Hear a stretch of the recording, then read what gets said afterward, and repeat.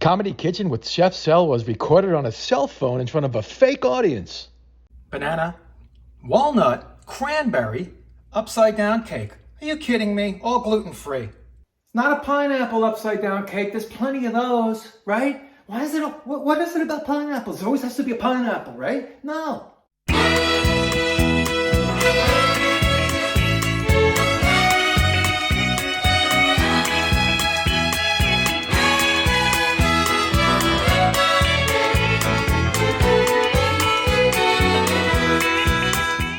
Hey guys, Chef Sel right here.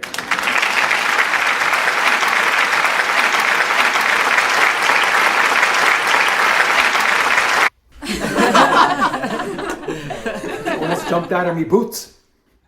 That's right, Comedy Kitchen with Chef Sel is on the air, or on YouTube, or wherever the heck you are. By the way, come to Facebook, Comedy Kitchen with Chef Sel. Yeah, we've got a couple of little ditties on there too. Listen, we're almost at 70,000 subscribers. I don't know what's going on, but I do know what's going on because it's fun.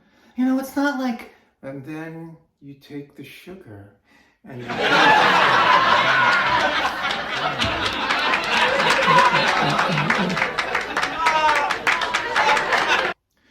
just fun, but real baking, real cooking. We have a good one for you today. It's a banana, walnut, cranberry, gluten-free, upside-down cake.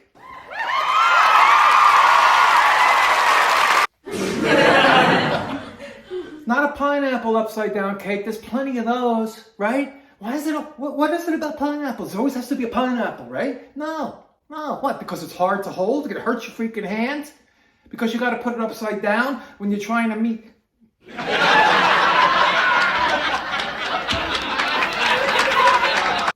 But seriously, what? Because they eat it every day, 3 times a day on Gilligan's Island, you have to have it? Actually, that's pretty cool. And guys, before you ask, ginger.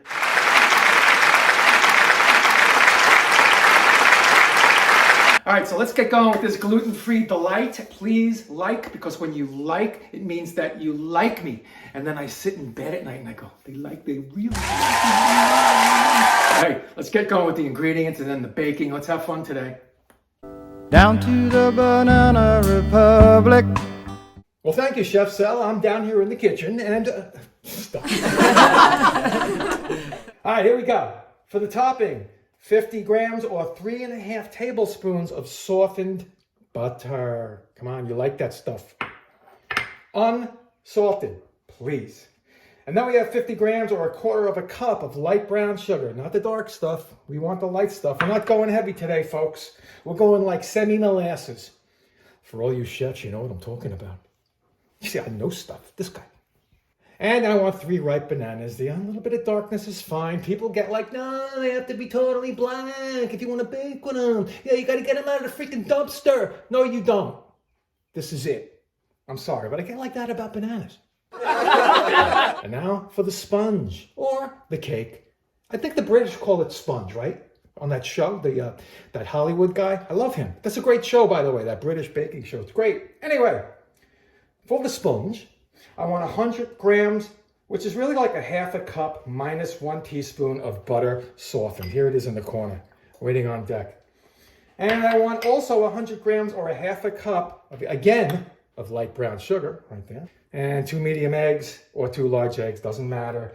Room temperature is better. It doesn't matter also. It's easier to mix. It doesn't get hard. Okay, when it's cold in there, it gets like a hardness to it. You don't want that. A teaspoon of vanilla extract right here. A tablespoon of maple syrup, which is right here. 100 grams or 3/4 cup of gluten-free, self-raising or self-rising flour. That's right here. Now, I'll put a mixture of gluten-free flours and starches you can put together to make this, and then measure out 100 grams or 3/4 cup. Or just you can use, I think they have self-rising gluten-free flour in the stores. Look it up or look it on. Look it on. Or look it up or look it on Amazon. Look it on Amazon. I just wrote their new tagline. And remember, look it on. And look, oh, I forgot it already. 1 teaspoon of gluten-free baking powder. Most of it is. Just check if you're, sensitive. And I also put in there about 1.5 teaspoons of just salt. Kosher salt is fine. And chocolate chips. Here we go. See? You know, 1/2 to 1/4 cup is fine. Put them in the crumb. And dried cranberries and walnuts. They don't have to be sugar glazed. It's okay. By the way, before I forget, I want you to get, if you can, a springform pan. I will show you that because that's what you're going to put this stuff in to bake it. Upside down, of course, as I will show you. All right, let's go. For the topping, very simple. Get that brown sugar in there. And softened butter. Butter. It's like butter. I would say use the whisk, but I would be wrong to mix it up, fluff it up. You got to go with the spatula. When it's kind of gooey and a little bit flowy, you can move to the whisk. But right now, I'm just going with the spatula. You know, because if it sticks, you go like this, see? Oh my God, how easy, right? We're going to smear this all over the inside of this pan, because that's going to cause the browning on the sides and the top. Mash it. See what I'm doing? I'm mashing it. All right, I have the mushed up butter and that light brown sugar, and now you're just going to kind of mash it into the bottom. I sprayed this straight edge spatula. If you have one, you can use a spoon, maybe back of a spoon. This is the stuff that's going to brown up on you when you put the bananas down. Wind up on the top, right? Yeah. I mean, it's basic. Is it physics? I don't know. It's geometry. It's something. I'll be back when this is fairly spread out. See? That's all. Smear it. You can use your fingers too, if you're clean. And lay your bananas in, cut side down. Almost to the edge if you want. Depends on how many bananas you have. I think I got 3 or 4. I didn't count. I should, but I didn't. You're going to have halvies, you're going to have wholies. So you have a halvie. Stick a halvie over here. Another one over here. I like it. That's all. Boom. See? Bananas. Next step coming up.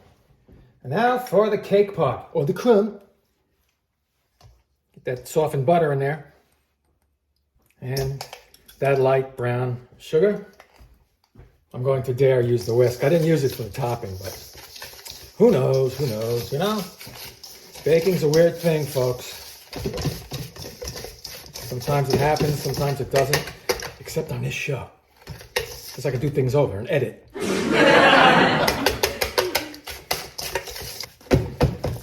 Cream it together, baby. And by the way, you want a large mixing bowl. More involved than the topping was, as you could see. Well, as you will see. Now we go to our eggs. Stick them both in there. Usually they say one at a time, but today isn't usual because it's me. Scramble them up. And work in that sugar and butter mixture. And go to town, as my dad used to say. Man, look at him, he's going to town. Where's he going? What's in town? He has to go. And let's add our vanilla.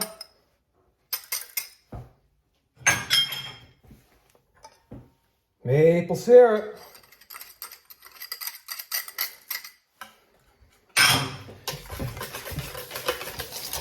Combine. And that flour. Self-rising flour.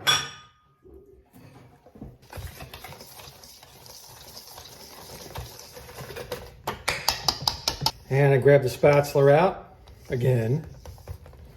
Spatulas, they can never rest, you know. The guy's like, hey man, give me a rest. You got the freaking whisk, what do you want? I'm like, no, spatula, get the hell off that freaking rack and get in there. People want quality. My folks, my peoples. Okay, this point tells us that it's time to add your little additives. No, not additives, I'm sorry. Additions. Like cranberries and walnuts.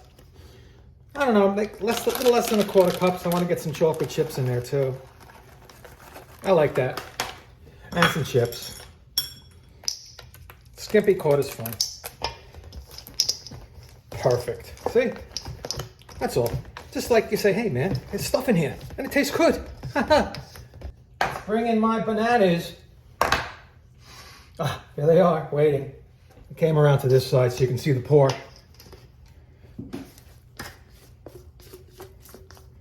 Try to spread it out amongst.